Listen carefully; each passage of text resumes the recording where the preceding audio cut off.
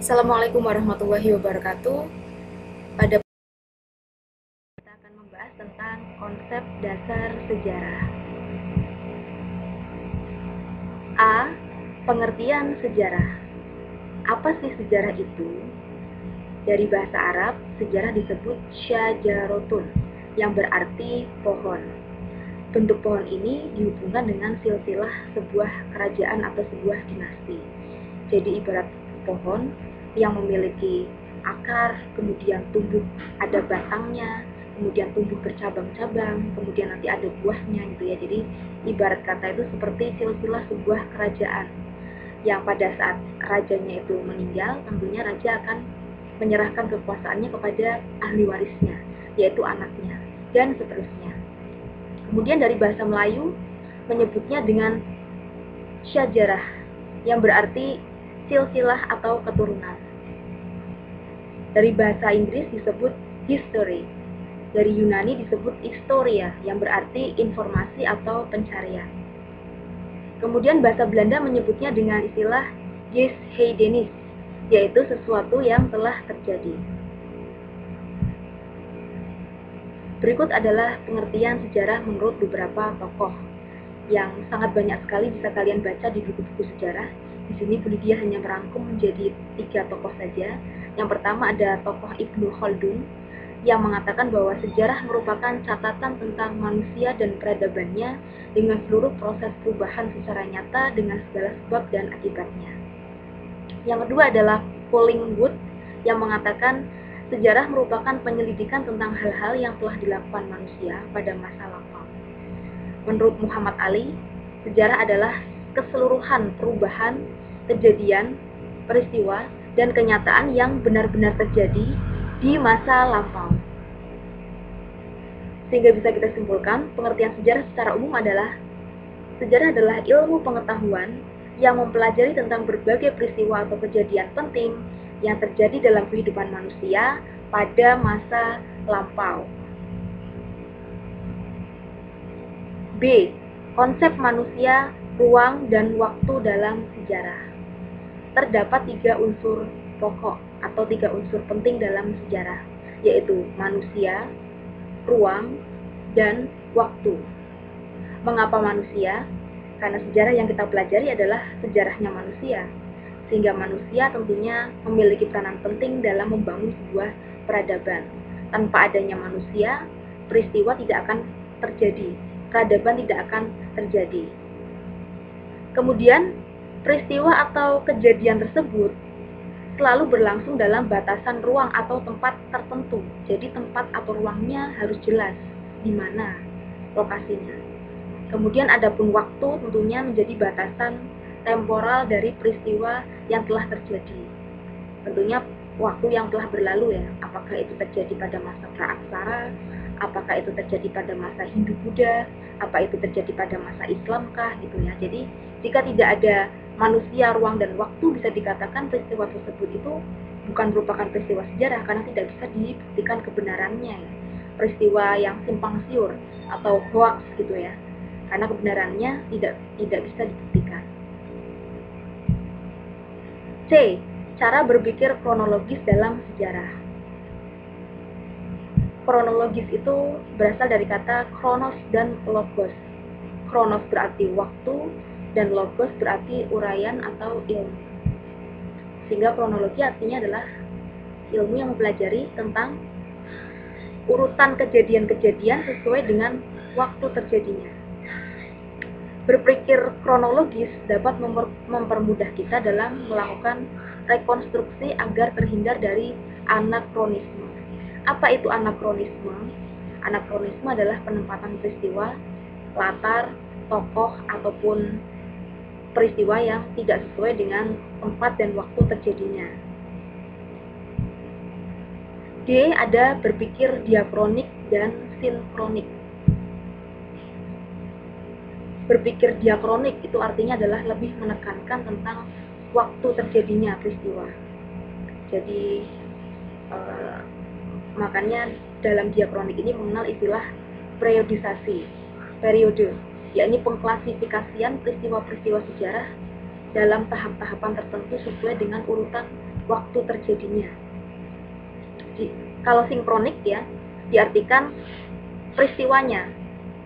Jadi peristiwa yang terjadi pada masa lampau tersebut. Jadi contohnya kalau diakronik itu kapan Islam masuk ke Indonesia. Nah, diakronik itu uraian tentang beberapa pendapat tentang masuknya Islam ke Indonesia. Jadi mungkin pada abad ke-7, ada yang mengatakan pada abad ke-10, ada yang mengatakan pada abad ke-13. Nah, jika ditinjau dari sinkroniknya, berarti bagaimana prosesnya? Proses Islam masuk ke Indonesia itu dibawa oleh para siapa? Apakah para pedagang atau para raja yang menyebarkannya dan lain-lain gitu ya, prosesnya, peristiwanya, yang mengkaji tentang pola-pola, gejala dan karakter semua peristiwa yang terjadi pada masa tersebut gitu ya. Ini adalah contoh periodisasi sejarah di Indonesia, diawali dari masa praaksara ya. Kemudian masa praaksara berakhir, Indonesia mengalami masa Hindu-Buddha. Kemudian masa Hindu-Buddha runtuh, beralihlah ke masa Islam.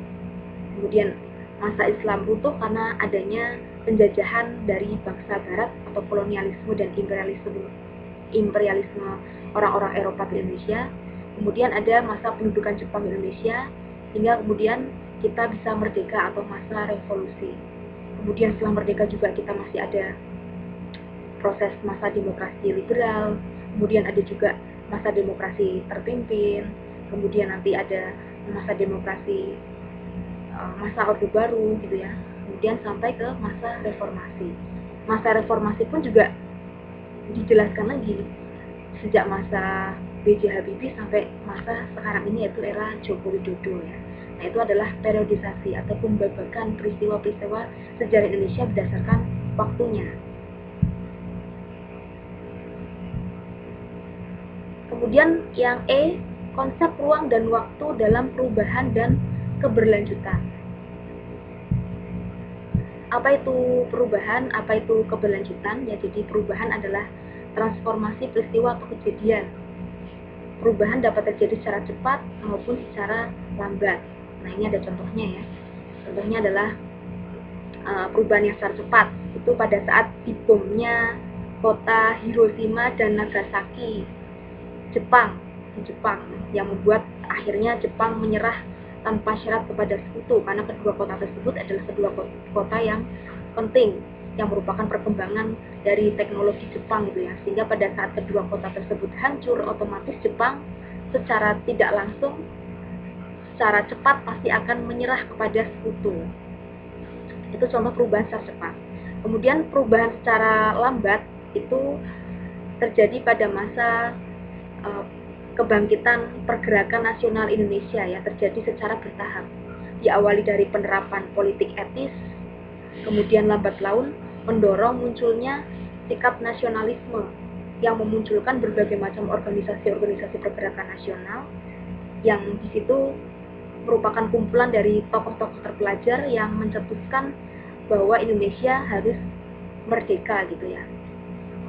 Kemudian unsur keberlanjutan dalam sejarah, yaitu berjalannya suatu peristiwa secara berkesinambungan, konsisten, tanpa terputus dalam waktu yang lama. Contohnya adalah pada masa Hindu-Buddha ya, dinasti Syailendra itu berkuasa di Jawa sekitar 250 tahun. Itu berarti kan keberlanjutan ya, prosesnya itu panjang lama dalam sejarah. Faktor-faktor yang menyebabkan proses perubahan dan keberlanjutan itu ada faktor internal, ada faktor eksternal, dan juga ada faktor penghambatnya. Bisa kalian baca sendiri. Kemudian konsep kausalitas dalam sejarah. Konsep kausalitas atau hubungan sebab akibat atau sebuah peristiwa sejarah itu pasti saling mempengaruhi dari peristiwa sebelumnya dan peristiwa sesudahnya. Contohnya adalah Kerajaan Majapahit. Kerajaan Majapahit itu kan muncul dalam waktu yang sangat lama ya. Bahkan diceritakan bahwa Majapahit itu merupakan wilayah Nusantara, yang wilayahnya itu bisa menyatukan seluruh Nusantara sampai sekarang ini. Nah gitu ya, jadi runtuhnya Majapahit pun juga tidak serta-merta langsung runtuh. Diawali dengan hubungan sebab akibat dan saling mempengaruhi. Diawali dari perang saudara mungkin ya. Kemudian setelah perang saudara menyebabkan rajanya itu tidak bisa mengawasi wilayah kekuasaan secara keseluruhan karena terjadi situasi politik yang tidak stabil, sehingga karena tidak bisa menguasai seluruh wilayahnya, otomatis banyak kerajaan-kerajaan kecil atau wilayah-wilayah yang awalnya menjadi bagian dari kerajaan Majapahit itu melepaskan diri.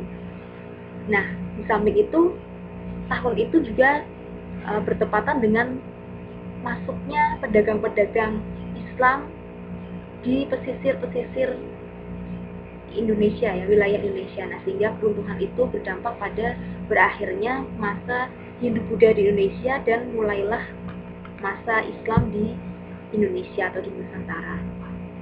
Selanjutnya poin G, yaitu ruang lingkup sejarah. Sejarah itu dikatakan sebagai peristiwa. Peristiwa yang seperti apa? Yaitu peristiwa yang nyata, fakta, dan dapat dipertanggungjawabkan kebenarannya. Makanya sebuah peristiwa itu dikatakan sebagai peristiwa sejarah apabila memiliki syarat-syarat tertentu. Yang pertama adalah peristiwa tersebut itu objektif ya, dapat dibuktikan kebenarannya. Kemudian yang kedua adalah peristiwa itu unik.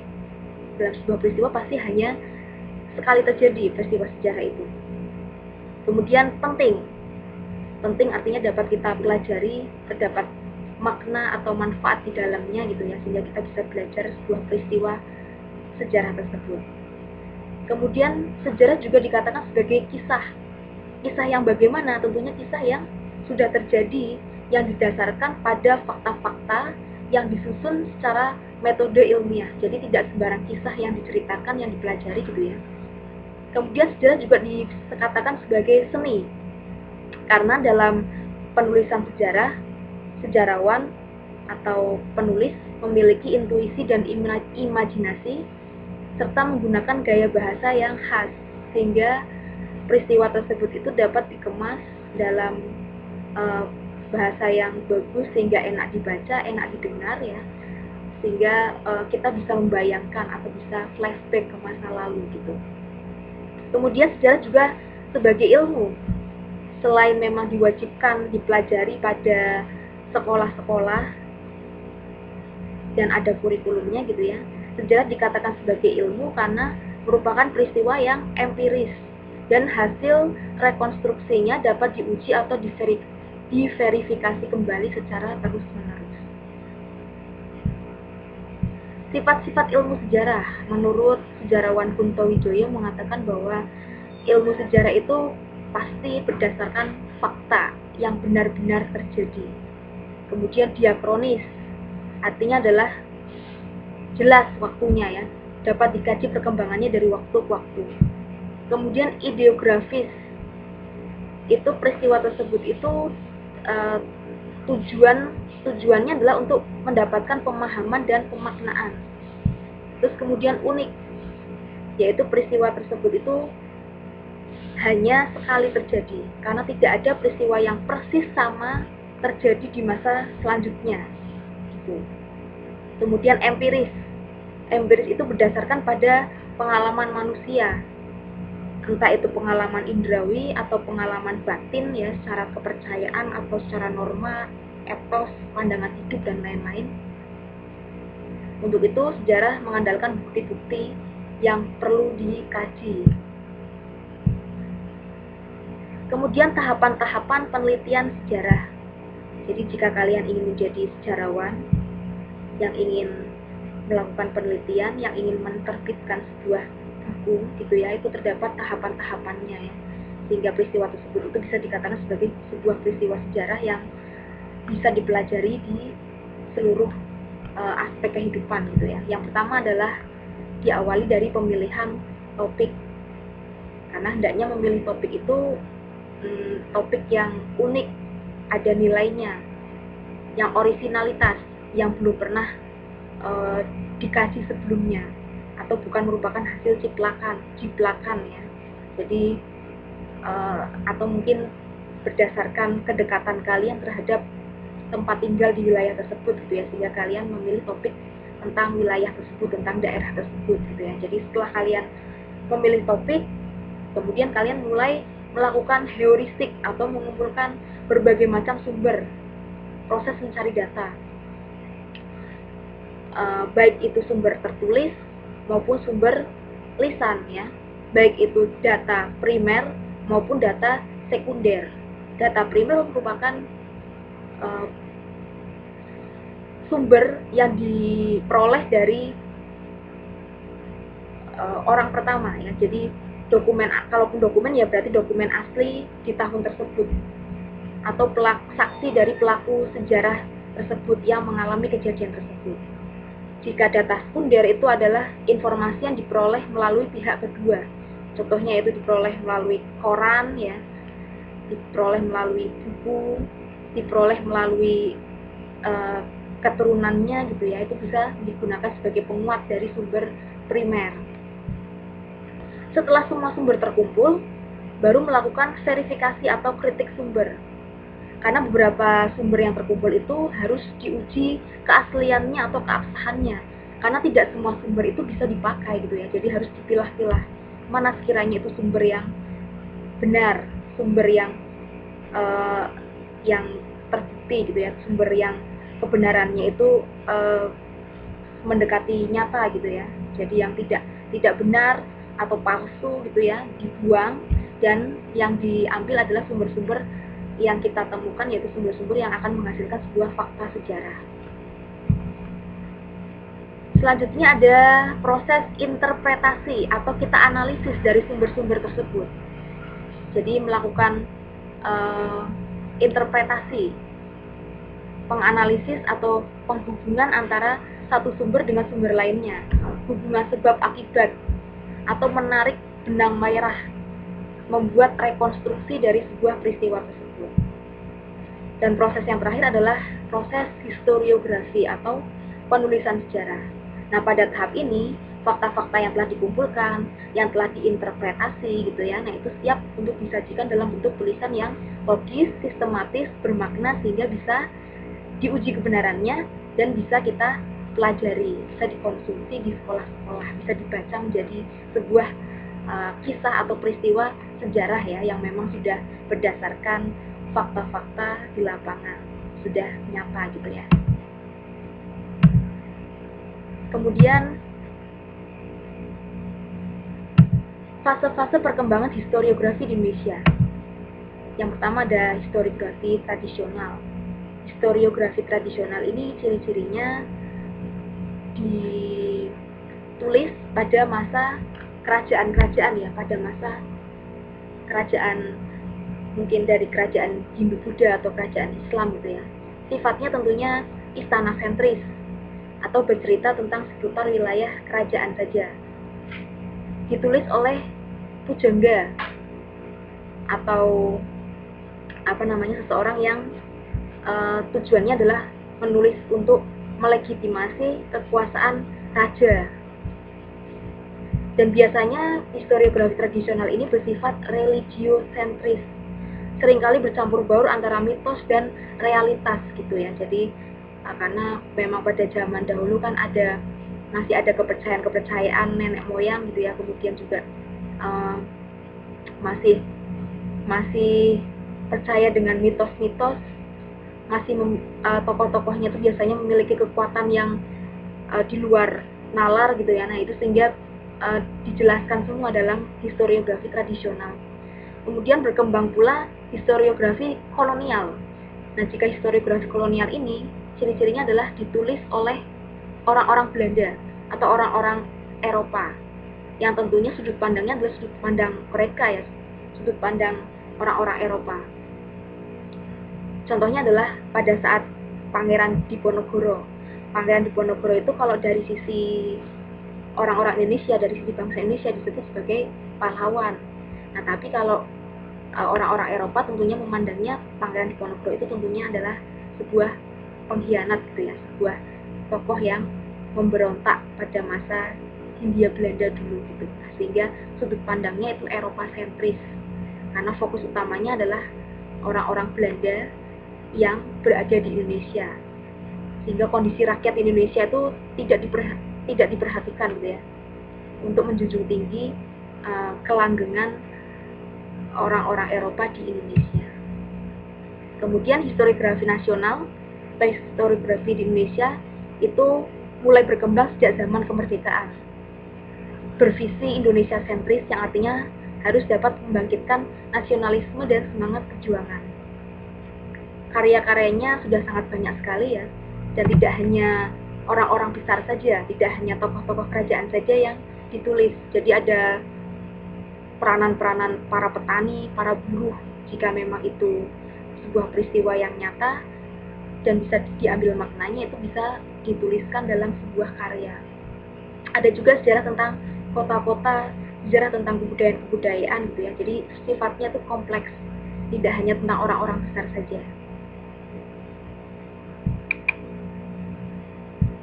Kemudian, mengapa kita harus belajar sejarah? Apa sih manfaat belajar sejarah? Kalau menurut Soekarno itu kan pernah mengatakan bahwa jangan sekali-kali melupakan sejarah, karena bangsa yang besar adalah bangsa yang dapat memahami sejarahnya. Kemudian ada tokoh Romawi yang bernama Cicero mengungkapkan Historia Magistra Vitae, yang artinya adalah sejarah itu merupakan guru dalam kehidupan, karena di dalamnya mengandung banyak sekali pelajaran dan manfaat yang bisa kita petik gitu ya. Sehingga beberapa manfaat dari belajar sejarah, yang pertama, sejarah sebagai panduan moral dan politik. Kemudian sarana untuk mengenal lebih dekat dengan bangsa sendiri maupun bangsa-bangsa orang lain gitu ya. Jadi bangsa lain apabila ada nilai positifnya ya kita ambil gitu ya, kita serap, tapi tentunya tidak boleh meninggalkan nilai-nilai Pancasila dalam diri kita. Kemudian untuk memperkokoh identitas bangsa, makanya kita harus mempelajari tentang sejarah dari Indonesia sendiri supaya bisa menumbuhkan rasa cinta tanah air kita. Kemudian yang keempat, melatih untuk berpikir holistik atau berpikir multi perspektif, karena di dalam sejarah itu tidak hanya mempelajari tentang masa lalu saja, karena dalam masa lalu itu kita juga bisa mempelajari tentang ilmu biologi ya. Contohnya adalah ilmu keanekaragaman hayati. Apa bedanya ciri-ciri manusia purba dengan manusia modern sekarang gitu kan. Kemudian juga ada ilmu geologi, ilmu yang mempelajari tentang struktur lapisan bumi. Kemudian ada ilmu yang mempelajari tentang kebudayaan ya, atau ilmu antropologi gitu ya. Bagaimana budaya pada masa Hindu-Buddha dan pada masa Islam gitu kan, bagaimana perkembangan pendidikannya gitu ya, macam-macam gitu ya. Kita bisa menghubungkan antara satu ilmu dengan ilmu lainnya dengan mempelajari sejarah di masa lampau. Sekian mungkin materi pada pertemuan kali ini tentang konsep dasar sejarah. Kurang lebihnya mohon maaf. Assalamualaikum warahmatullahi wabarakatuh.